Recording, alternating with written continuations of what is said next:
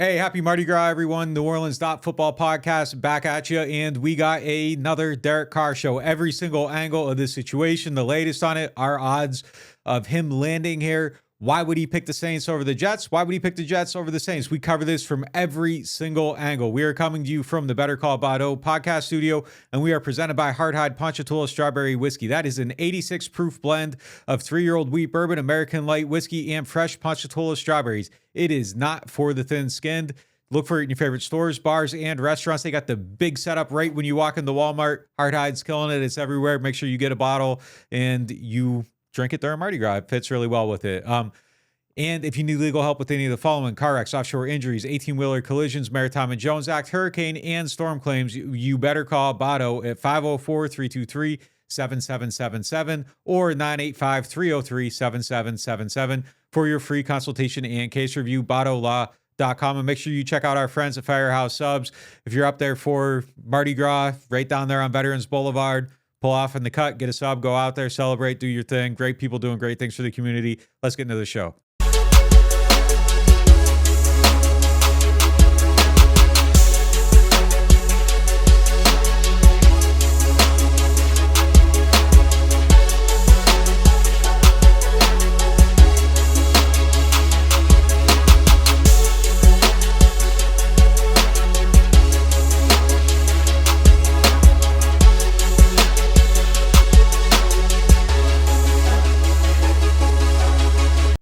NewOrleans.Football listeners, what's up? We back. It's another episode of the NewOrleans.Football podcast. I'm here with Mike Triplett. I'm here with Nick Underhill.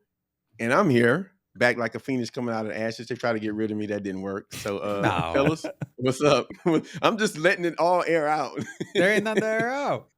I'm just trying to get it. I was getting picked on earlier a second ago, so let's go. You got to work out your scheduling issues, man. That's on you. I'm trying to remember. I can't even think back to last Monday. See, like Larry Bird showed up to play, man. He's not rehabbing on company time like Scotty. So I mean, you know. Actually, Scotty Nick was the one who was like laying next to the bench because his like back is so hurt from it's Mardi Gras, man. Watching one Mardi Gras parade or something. It's Mardi Gras, man. That'll wear you out. You get old, it'll wear you out. You got to pace yourself. Yeah, Nick was texting me how he was all sore and stuff from participating. So you know. You getting old, man. You make fun of me all the time like that. It's coming full circle. We're here to talk football, and football things are still going on. It went from at one point the Sean Payton podcast. Now it's starting to feel like the Derek Carr podcast. If Mike Triplett has his way, it'll be the Jimmy G podcast. It's the next iteration.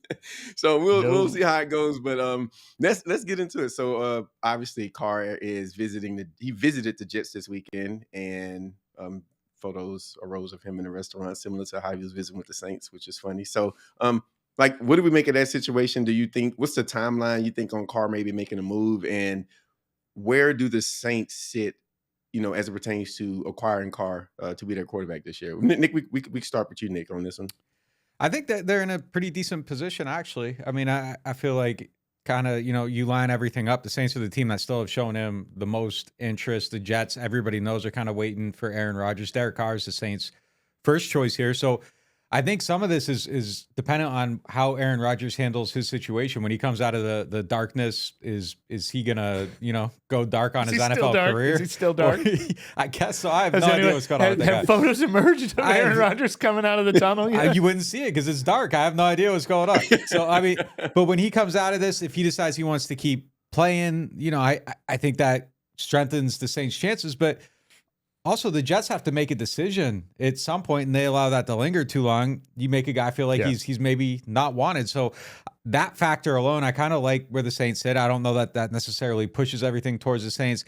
I think at some point, Carr is going to take a visit to Carolina probably as well, and see what the options are there. But I still kind of like where New Orleans is positioned in this race. Yeah, and I feel like other teams. I mean, we don't know how many that haven't been reported yet, but I feel like teams need to get in now. They can't sit around and wait. So if the Washington Commanders are going to get in on it, if the Buccaneers are going to get in on it, if the Tennessee Titans are going to get in on it, maybe that would be a little bit more quiet and back channel because they still currently have Ryan Tannehill. But it kind of feels like you need to get in this race if you're going to get in this race, because in theory, Derek Carr could make his decision at any moment. We're not waiting till March 15th on him. It would make sense for him to be patient. He's got the month to himself. Whether or not it hurts him, his pride to be the Jets' second choice, if Aaron Rodgers turns down the Jets, I'm sure the Jets' offer gets bigger. So it makes sense for him to wait. And that's what's going to talk.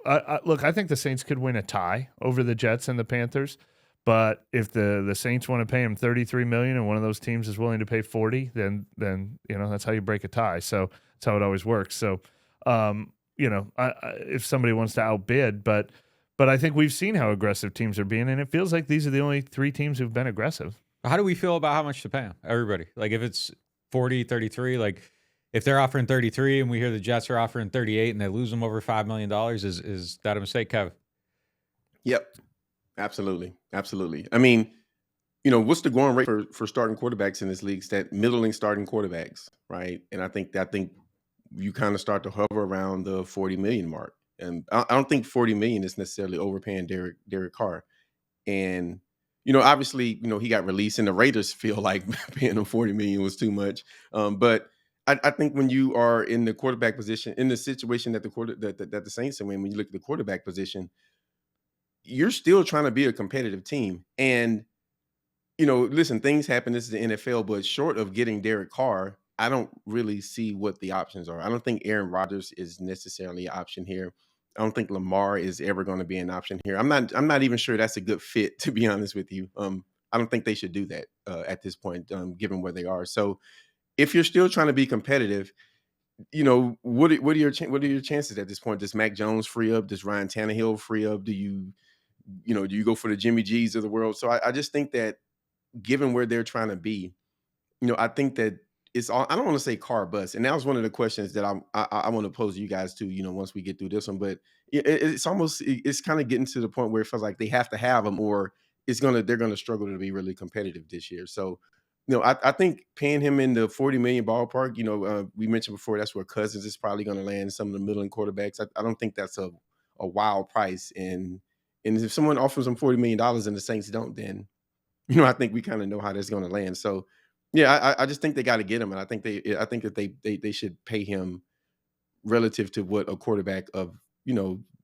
his stature should be paid, and I think that's like around a sweet point. Yeah, 40 is an interesting number because it happens so fast with quarterback salaries. I still think there are a lot of people, when hearing Derek Carr $40 million, think no, he doesn't deserve Aaron Rodgers, Pat Mahomes money. But $40 million is no longer Aaron Rodgers, Pat Mahomes money. We're about to see Burrow and Hurts and Herbert, and these guys probably all get 50 plus. And as soon as all these stars that are still on their rookie contracts in a year or two, right now $40 million would get you in the top 9. In a couple of years, it'll be like 13th or 14th. The 13th highest paid quarterback in the league will be making $40 million within a year or two. And I think that, wherever you are on Derek Carr, that's his range. He might be the 10th best. He might be the 15th best. He might be the 12th best, somewhere in there. But if an arbitrator was putting a price on Derek Carr, it's probably between 35 and 40 million. So don't try to play games. I want him, but I only want him at 30 million. You don't get him at 30 million. And it's interesting that there were reports, and Nick confirmed that the Saints, when they were talking trade with the Raiders, were hoping to maybe work out a pay cut because his average was like 38.5, 38.67, something like that. Yeah. And I'm a little surprised they wanted a pay cut, but maybe that was, if we're going to pay a third-round pick, we don't want to pay all this money too. So maybe now that they don't have to pay a pick, they're willing to pay 40. Maybe if you want to be the highest bidder, you have to pay 42.5, and then I start to wonder, But I'm not going to let this. If I've convinced myself, and I'm the Saints, that this is a guy, we really like him, we think he is a top 10 quarterback, I'm not going to let a couple million here or there be the difference. And I've reached a point where, I'm willing to pay this guy $40 million because I've exhausted my brain trying to figure out what's a better option, what's a better bang for the buck, and I haven't come up with a better one. My next favorite one, and I think this will go into Kevin's topic that he just mentioned, but my next favorite one is probably, I've kind of convinced myself on Hendon Hooker, but my next one is not in free agency. I guess maybe if Tannehill shakes loose, I could talk myself into a Tannehill, but I don't love a lot of the I haven't found my bang for the buck option in free agency. I haven't. Look, if they let him go, and they have to be in the $30 million range. There's no way you aren't in the 20 millions on him. That's unreasonable. So somewhere in the $30 million range,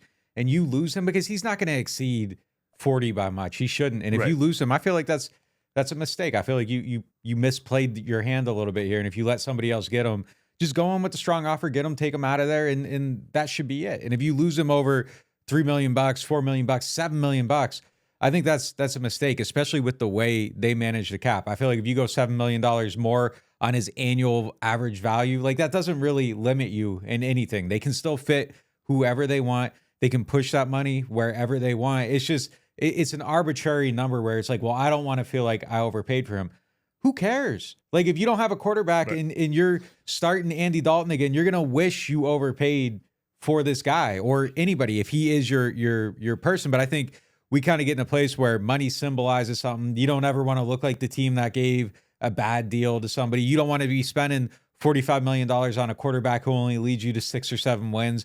But who cares? Like that's stupid, like outside stuff. And I think the Saints are kind of structured in a way where they're more isolated from that from anybody else. So if he is the guy that you have identified as he's going to get us over the hump, we're going to make the playoffs with him, just go for it. Believe in it. Put the money on it. Make your bet. See what happens. But kind of taking like a half measure, and I don't know that they are. I'm just saying if you lose them taking a half measure, I think that's where it looks bad. I think if you go for them and lose them, all right, who cares?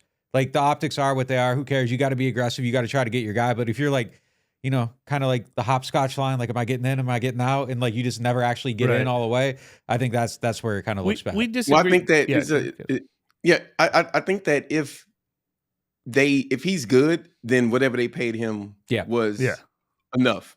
Right. You didn't overpay him if he's good. We know what he's going to be, though. We know what he's going to be. I think everybody can picture exactly what he's going to be. But I guess the point is, like, if he's good, then the price was worth it regardless, right? But if he was bad, then $30 million is too much, right? So at the end of the day, it's going to be his play on the field that matters, you know, like regardless of like this money stuff is just for the moment, right? And I think I know the Saints, they know this, they're aware of this, but you know, if no one's complaining about how much you pay Patrick Mahomes, right? No one's complaining about how much if you have a quarterback, then you're not really complaining about how much you pay him. Right, you're just trying to get one, and I think that's kind of the case, kind of how I look at it with Carr. Now, I do think there's a ceiling on what you could pay him, but I think fiddling between like 3 or 4 million, 5 million, and if you think he's the guy, then I just think that they'd be doing their team like a pretty big disservice there because there are no other options there. Like they have to pay the guy if he wants to. The difference if he's willing to be here. The difference between like a Mahomes and someone else is like, you don't have to pay wide receivers when you got Mahomes. You can put anybody out there. They just catch the ball and it doesn't matter. The Patriots never invested in wide receivers. The Saints never really spent money on wide receivers until Breeze got older. The Chiefs let their expensive wide receivers go and replace them with mid-level guys, and they win the Super Bowl. Derek Carr, you have to pay wide receivers. Like he needs support. That's the difference between him and some other guys. And then when you get to kind of like the allocation of cap dollars, that's where it doesn't hold you back as much because Mahomes is just there's this famous story when Dimitroff took over Atlanta and he hit up Bill and he was like talking to him about Julio Jones and like, should we trade up for him? And Bill said to him, why would you do that for a wide receiver? They just catch the ball. And like, that was his true perspective because Brady was just making all these guys better. Like they were just going out there catching the ball. I think kind of Sean had some of the same hubris a little bit to thinking that like the system and his quarterback made everyone better. And then when Drew deteriorated a little bit, they kind of found out actually what they're worth.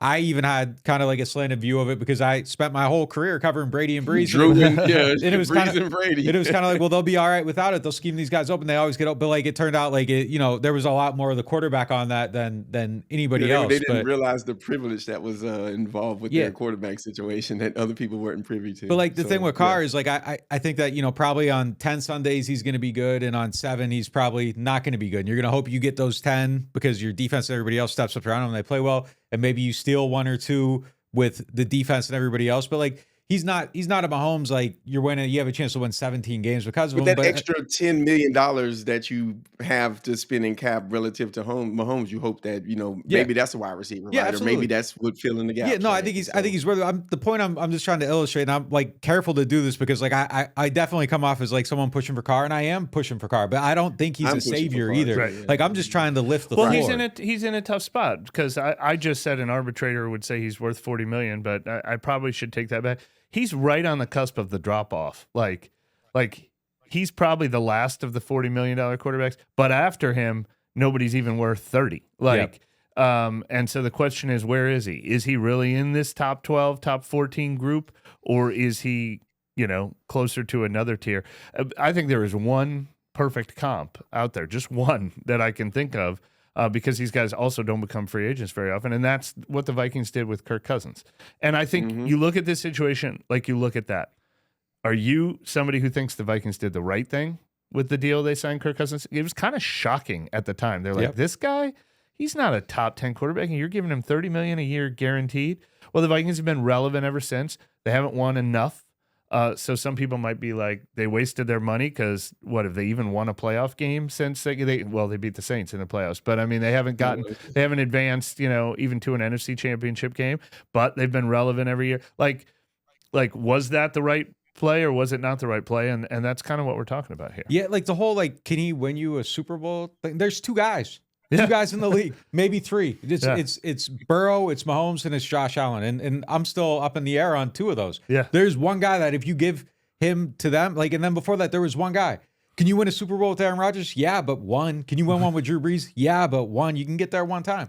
There aren't these guys. There's one in the league at a time. Peyton Manning, it was a long time for him. But he was one. But they're few and far between. A lot of quarterbacks are allowed to go now that Brady retired. That's he took up all the spots for a while. Now people can go twice. But now Mahomes is going to be there every single year. Exactly. So it's just kind of, I don't know who those guys are. Is Justin Herbert one? Maybe, but I don't know. It's kind of early in his career, so that shines on him. But you need a lot of help around these people. So I don't know. I mean, I don't know who they could get that. I would be like, oh, they're going to the Super Bowl every year because of him. I guess there's a handful of guys. If you have them, you feel like you have a chance to get there. And if you don't have one of those guys, and I put him in that category. I put him in that category. You have a chance. I feel like you got a low level. I mean, you got the Dak Prescott level of bar of chance, and then you got the Patrick Mahomes, Joe Burrow, Josh Allen. Then you got the middling guys who you kind of still wondering about, like Lamar will probably be in there. Herbert, Lamar will be a little bit higher. Actually, he's an MVP.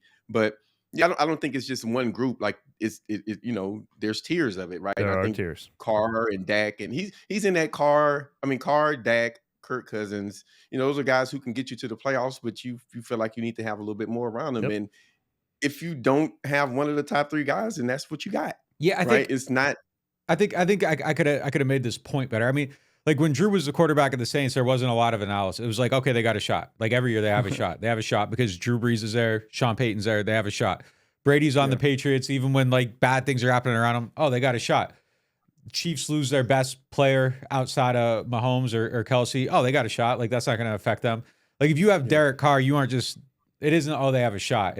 You're looking at all the other factors. When you're looking at Minnesota, you're looking at their running backs, you're looking at their defense, you're looking at, they lost Diggs, oh, they're in trouble. You know what I mean? But if you have Drew Brees and Brandon Cooks goes or Mike Thomas gets hurt or whatever, oh, they got a chance. And they still made the playoffs. But I don't think that it's that same level of analysis with him. Right. So, I mean, there's 4 or 5 of those guys in the league. I get that point, but I just don't know that you quit because you don't have one of them. You can still get there a different way, but it's harder, and you got to build a better team, and you do have to have that top 10 defense, and that top 10 defense probably has to get to top 5, and they do have to have X amount of turnovers. And last year's output wasn't good enough, so you do need to make changes to get better because you don't have the quarterback, whether it's Derek Carr or Andy Dalton or whoever, but you're definitely in a much, much better position with Derek Carr than Dalton. And I think my floor, if I were making a prediction, if Dalton's their quarterback, I'm probably predicting 7 wins again. If it's Carr, I'm probably going 9.5.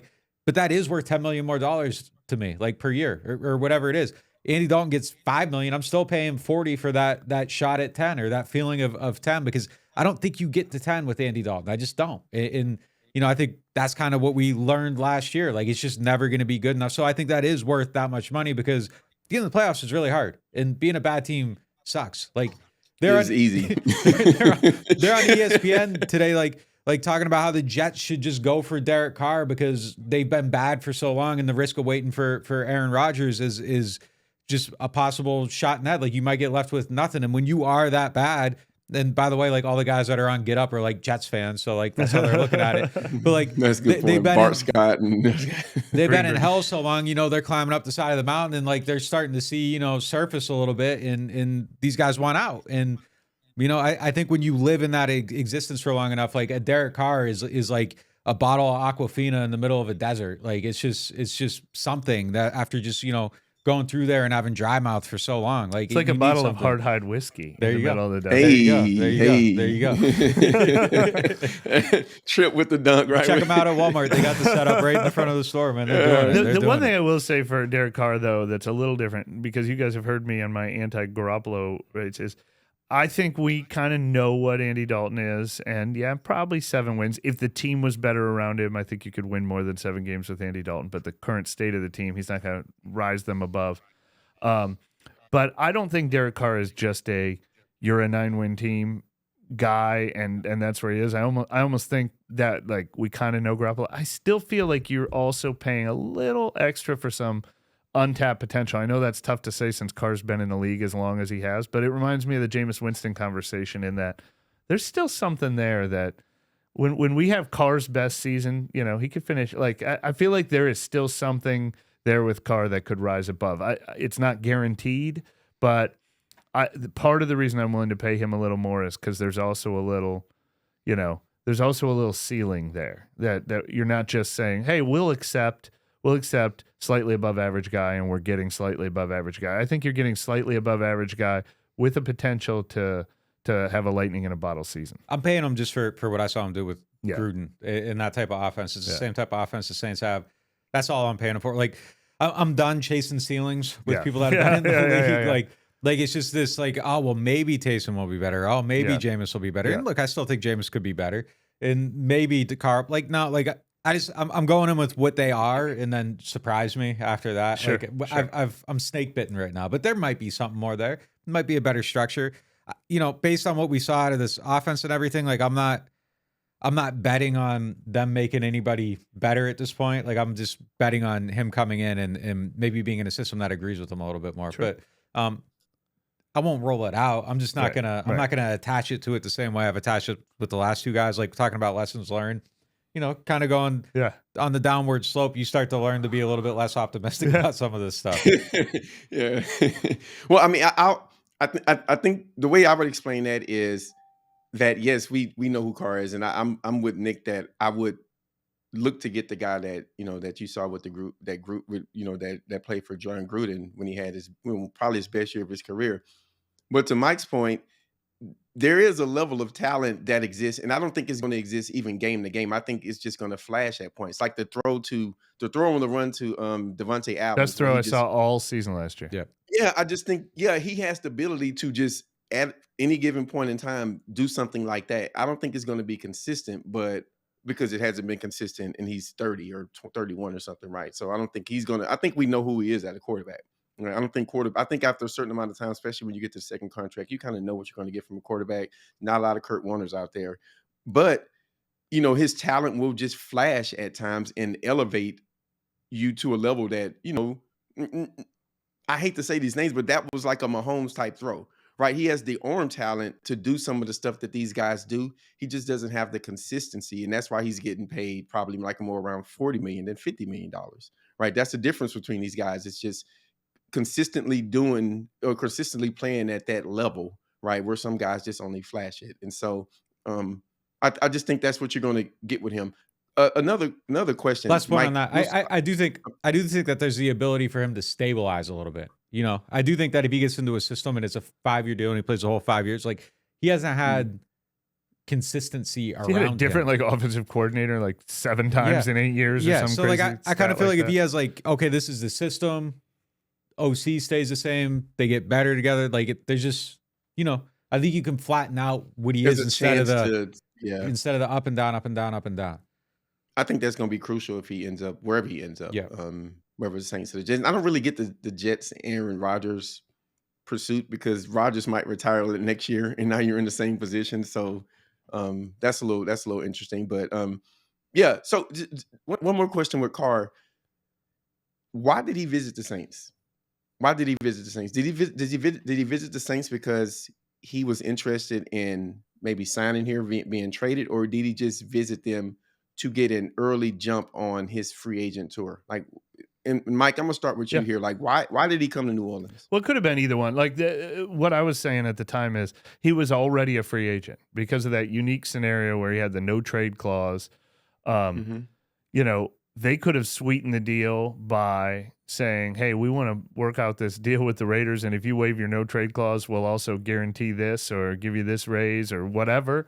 Or maybe he just had talked to enough people, and if they had just said, we will, you know, keep their contract exactly as is, that would have been enough for him. I don't know for sure. But I always considered it a long shot that visit was going to lead to trade for me. I just think it was the first step in the free agency process.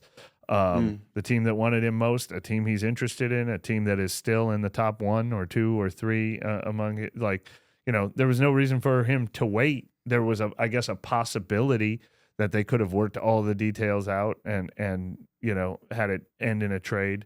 But you know, they were first. You know, his free agency started as soon as he wanted his free agency to start. So, I don't know what they would have had to say to him on that deal to close the deal, but obviously that offer didn't get put on the table. But you know, that doesn't mean that it certainly doesn't mean they're out of it. Yeah, Nick, what about, like, why do you think he came? Do you think he came just to visit, or do you think there was any chance of him putting a pen to the paper or and dropping his no trade calls and the Saints and the Raiders going forward their compensation, et cetera? I mean, I don't think the door was closed to it, but I think that it was probably likely that it was always heading to free agency in some form or fashion. But yeah, you're going to hear someone out. Someone wants to meet with you. They want to offer you the job. You don't have to accept it then. You can accept it a week later, 2 weeks later, whatever. But, you know, I think the door was possibly open. And as we talked about before, I think there was probably some element of seeing if you could exert your leverage of the existing contract somehow. Maybe if you can use that to better your situation, and it's like, well, this is so much better for me that I'll allow the Raiders to have this draft pick and get something for me out the door. But, you know, if it's not going to be better, if it's going to be worse, or if it's going to be the same, and then you're rewarding these people that kind of quit on you, I think that I don't want to put words in anyone's mouth, but you kind of look at, you know, his brother's tweets, and I wouldn't want my brother ever to speak for me, so I'm not going to like hold him to it. But I mean, it seems like, at least in some corners, you know, in some passengers of the car, there's a little bit of resentment. So pun intended. Yeah, pun intended. Yeah. But you know, there's some resentment in some areas of that. So maybe Derek feels the same way, maybe he doesn't. But like, you know, why reward him on your way out the door if it's not going to be that much better for yourself? Yeah.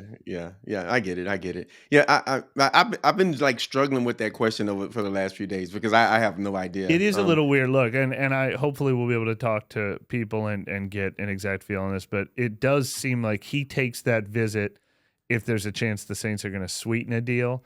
And then the reports were that the Saints were asking for him to take a pay cut, and those two don't seem to match up. But look, I still don't know where this thing's going to end up. You could tell me that Carr signs a deal worth $43 million a year, and you could tell me that Carr signs a deal worth $33 million a year, and neither one would completely shock me.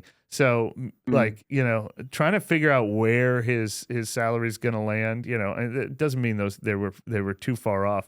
I'm really curious to see where he winds up. He's kind of resetting a market for that tier that he's in. For that tier, yeah. No, that's and that's where the rubber kind of meets the road because, you know, if I had to guess, I would say he's a free agent quarterback there's no he's in a tier of his own, right? There's no other quarterback that is probably going to play at this level who's a free agent.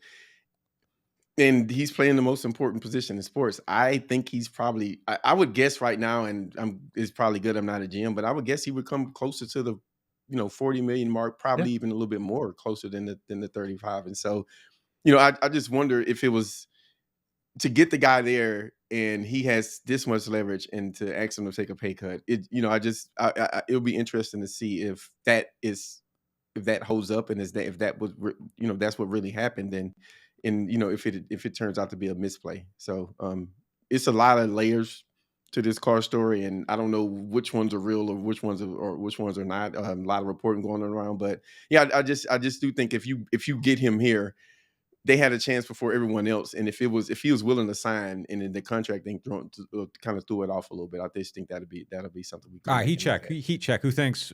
Let's go around the room. Brandon too. What are the odds you think out of 10? 1 out of 10. 10 being that they get them, 1 they don't. Where's your kind of confidence level at, Kevin? I'm like 3 or 4. Oh, like a 3 or 4. Oh, that's pessimistic. Low. Well, Ndamukong Suh, Deshaun Watson, Josh Norman. I'm probably forgetting some. Clowney. Yeah, they never get the guys. Like the Jets have more. Odell Beckham Jr. Exactly. So I mean, I'm just going off of history here. Greatest indicator of the future is the past. And so, yeah, I just don't think it's going to happen. I think that's why I asked the previous question. They had him in the building. He might have been willing, and you offered him less money. Yeah. And so, now there's repercussions to that. And those repercussions may be in New York. That's the one. People kind of forget that they weren't great recruiters before. With Sean. Yeah. With Sean. Yeah. People kind of forget about how many guys they went after and they didn't get. There were so many almost had them stories. Yeah. So many almost. Yeah. Man, listen. Yeah. So that's why I said I think their chance to get Derek Carr. So when the Raiders owned the rights to him and when they offered him less money, I think I just think that put him on another team. That's fair. Brandon. I'm sitting at a 7. All right. We got the most optimistic and the least optimistic here. Yeah, I think come on the camera, bro. I think we're at a 7. He was down here for about 2 days. He already got the big city life. He stayed in Vegas. He stayed in like California, Oakland type. You know what I mean? But down here, he was able to really sit with brass and get a feel of what this city's about. And I mean, he gonna be the man. He go to New York, he got to deal with New York media. He go to Carolina, they're rebuilding, so they don't really have any identity. But he comes down here, I think he's going to be solid. Yeah, I like that too. He doesn't feel like a New York guy to me for some reason. And one of the things about like where they took him to dinner, it was kind of like a casual place, upscale casual place, but not upscale. Like, and that's because of who he is as a person, and that's kind of more New Orleans, like the white tablecloth. Tie, stuffy, that's kind of more a New York. If he came on a visit to New Orleans, that only enhanced his, you come here and somebody takes you to the right places, you're like, I could live here. Oh, yeah, it's enchanting. Yeah, it is. I will say, listen, we know Carr likes to give sermons, and so, it's a little bit harder to do that in New York than it is in New Orleans. So you got Pastor DeMario there with you and Assistant Pastor Taysom, so he might fit right into the locker room. Yeah, so. It's funny. I heard people arguing. They're like, he's a religious guy. Like New Orleans doesn't fit. Like that is the dumbest thing I've ever heard. Like there are vices everywhere in the world. That's just on you as a person. Like it's not like, come on, man. Like have you seen it? I mean, the Saint. I mean, I just named a couple of guys. Yeah. I mean, Mario gives a sermon before every game. It's like.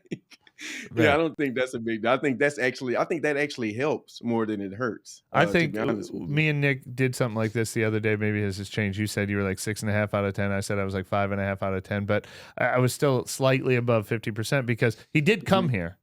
If he didn't want to come here, he didn't have to come here. I just think the Saints, unfortunately, are in a situation where if a team that looks like it has a better chance to win offers a similar deal, I think he takes the better chance to win. I don't know how many teams qualify for that. You made a good point about the Jets. I think the Jets are in a better position to win right now with like a young, loaded roster and more cap space and they need stuff like that. They need some offensive linemen. But you also mentioned he might like the dome versus the cold weather there. So the Jets and the Saints are probably about a wash as far as chance to win. Carolina, you could argue they have a better chance to build a team than the Saints have right now. The Saints have more pieces in place right now. They're probably all in the same vicinity, but what breaks the tie is money. So if the Saints are not going to bowl him over with the highest offer, then they'll lose out to a team that does. And that's predicting what the Jets and Panthers are going to do, and that I don't know the answer to that. Are they in a better All right, position? what's your number, to win Mike? You didn't give your number. What's 5.5. your number, I Mike? said 5.5 out of 10. Okay, oh, so it's still the same. I don't. Okay, all I don't know that I agree with that. The Jets are in a better position to win, but simply because They're in a better position to build the roster that needs to be built. The Saints, I They gotta think, play might the have Bills the best twice. chance in 2023. they got to play the Right. Bills No, twice. that's They got to true. play That's true. Miami That's twice. The Patriots are I probably like going to the find a way to Saints get better. 2023 outlook the Yeah. best. I think the Jets have a chance. I mean, the Jets should be a team right now that pays whatever it costs to get the best quarterback they can, because I love their Yes, ability to exactly. build the rest of their roster. They nailed that draft. They've got young players in key positions all throughout their roster. Like that, I wish the Saints roster looked like the Jets roster Sure. right now, honestly. But I mean, I think they're in a race with two other teams that are in a very similar yeah, situation. no, that's true. There's a lot of Miami's- reasons not to want to go Miami's that division. positioned well, and the Bills are positioned well, so they could end up like. Well, Nick, you can like even just say the Peyton and AFC in general. Yeah. The AFC Yeah, just in exactly. general. Right, Yeah, exactly. yeah. I think I just think that like No, you're I think over the definitely right. next 5 years, like if you could put Carr in both places, like there's a chance that he wins more games in New Orleans than he would in New Yeah, York. no, And- no but I question. do agree. Like they had a Saints like draft. Yeah. You know, they got very good pieces. Yeah, I would they take did, the they Jets did. roster probably over the Saints roster. I Right think now. the Saints probably have a roster that's better to win now, but we keep talking about how some Yeah, of those but I would guys are rather Cam have- Jordan and Demario Davis or whatever. Yeah, the Jets. I would feel rather like be on their the path. 2017 Yeah. Saints. Yeah, they're starting their path. The Saints Yeah. kind of feel like they're at Yeah. the end of their path Yeah. and trying to figure out a way to extend it. So, yeah, I agree with everything right there. I just think that the circumstantially, like Yeah. the Saints, you come here, who are you fighting? There's nobody. Like Desmond Ritter. Like I'm not worried about Desmond Ritter if I'm Derek Carr. I'm not worried about the Panthers not having. Look, the other thing about the Saints, Carr picking the Saints is that you could go to Carolina, and if one of these quarterbacks falls, they might be inclined to draft one. And now all of a sudden you're in a weird situation. The Jets probably want their young quarterback Zach to, Wilson, if he shows up to camp and he's killing it, all of a sudden you're in a weird situation again. Like you come here, like you're the man. Like I think there's a lot of things to like about it, but the Jets do, and I agree with you. I think the Jets have, if I'm looking at situations, like I'm probably a little bit more excited about being on the Jets 5 years from now than I am with the Saints 5 years from now. But look, I think it's very similar. They have a bad season. Their coach could be gone. You could be in more disarray. I don't know. I mean, there's it's a lot okay for him to want to pick the Dome too. I mean, yeah. I think he might want to in the challenge NFL, though, I don't- himself to I don't know that if cold he- weather car Go ahead. stat that Nick was talking cares? about, but he might want to challenge himself and say, I'm going to disprove that and play in New York or Carolina. They have some outdoor, they're always out there in court games, but the Superdome gives them probably a piece of an advantage. Sorry, Kevin, we were talking. It's a bad reason. Go to the Dome, put up big numbers, and get a bigger contract and when you renegotiate in 3 years. Like, who cares about Nick, what was your number, Nick? What you was at? What you was a 6.5. 6.5? 6.5? Okay. Yeah. I don't know if like being a veteran, like Derek Carr is 31, I think. Yeah.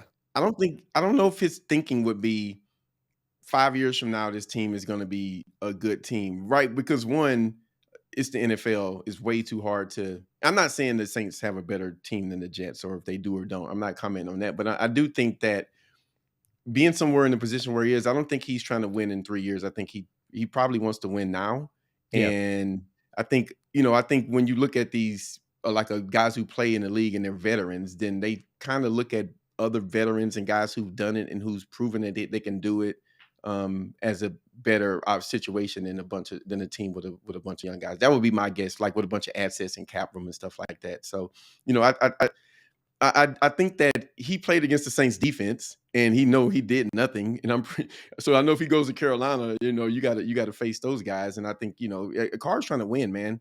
And I do think given that context, I think the Saints have a bigger advantage just because they play in the NFC South and they play in the NFC and he knows this defense. So I think that's what benefits the Saints. Yeah, look, and Bill anything. makes one call to Josh McDaniels, what's the book on Carr? Now you got like all the insight on that. Like I wouldn't want to deal with that, man. I wouldn't want to, like, there's just a lot there in that division that I think it makes life really hard on him. But look, Yeah, I I agree could with see him that, picking too. that situation though. Like if he picked it, it would make sense. I wouldn't blame New him for York. it. Yeah. Yeah. New York. It's There are New York. teams we haven't mentioned yet. I wonder if Tennessee gets in this. I wonder if Tampa Bay gets in this. I wonder if Washington gets in this. It's not over yet. Yeah. It's not over yet. Yeah. I can't it see just him going feels to like- Washington or Tampa Bay though. The great Sam I could see Howell Tennessee. Tennessee, yeah. I mean, Tennessee, that would kind of be like almost a lateral move. They're all you don't lateral see that. moves. Everyone we're talking about, because these are all teams that don't have a quarterback. That's why they're all lateral moves. Well, I mean, if you're going from Tannehill to Carr, is it really worth the cap implication? And I don't know the Tannehill situation in the cap. Yeah, but just a couple of things before we head out. AK was indicted for his situation that he had in Las Vegas. I think it was this past summer. How does that affect the team? What do they do? And how does that look going forward? I don't think it changed. I mean, we knew he was going to get this was going to come to a head, that he was going to get suspended. It just makes it real, and the urgency to get a younger running back, I think, is heightened. I think they have to figure that out now, and you got to go do that. You got to get him. And look, I think it's smart to do it anyhow. Alvin's going to be 28, so he's probably got a couple of years of productivity left, and then you get the young guy in and maybe kind of start that two-headed monster, and then be ready for the transition when the time comes. Yeah, I noticed a lot of people reacted to that with now the Saints absolutely have to get a running back, and I agree with Nick. I think they already had to get a running back. But one thing I don't think you overreact to a possible suspension by being like, all right, now we have to get Josh Jacobs or Saquon Barkley or Miles Sanders or anything like that. They don't need necessarily a new number one running back. I think it becomes a huge draft priority. I'd love to have a young running back who's ready to become a number one soon. Yeah, I'm going for it immediately to get him. And look, it's just something they need to do. You got to be better at that position. You got to be younger. We saw the young juice in the playoffs too. Like, there's just something about like a younger guy with a good offensive line. If I'm investing money, if I'm spending money, like, they should be spending their money on the offensive line and not on running backs really going forward. And I'm not trying to shoot at Alvin here, but one of the reasons that I think both of us, when we talked about it, privately wrote about it, was like, well, it makes sense to pay him all this money because he's also kind of like a 25% slot receiver as well. And then they stopped doing that. Yeah. So paying just a guy all that money to be your like bell cow running back, and he's not carrying you to 1,500 yards, like, it doesn't make sense. So they got to figure out how to use Alvin in a better role. I think getting somebody else in here allows for that to happen. So that's the direction that I'm going. But yeah, you absolutely have to get him, and you always had to get him. That was something that we knew by like week 8 last year. Like, it was like, all right, they got to get another running back because what they have just isn't working. We thought that was the case all off season too. Yeah. But it felt like it should have been a draft pick. Yeah. Like, I don't think they necessarily needed to be the team that, I don't even know who the free agent they missed out on was last year. It's not usually a good, but this year, I wouldn't mind if it's a young free agent. Alexander Madison's out there. Obviously, Tony Pollard might break the bank out there. Kareem Hunt's in between young. I mean, he hasn't been overused or whatever. Wouldn't mind that kind of a free agent. But there's no question it needs to be a pipeline move too. Yeah. Yep. And also, the Saints restructured Eric McCoy's contract this morning and just create more cap space. So business as usual. That was I was reported right before the pod, so not even a big topic. So that's going to do it for us. It was good to have the Derek Carr podcast return.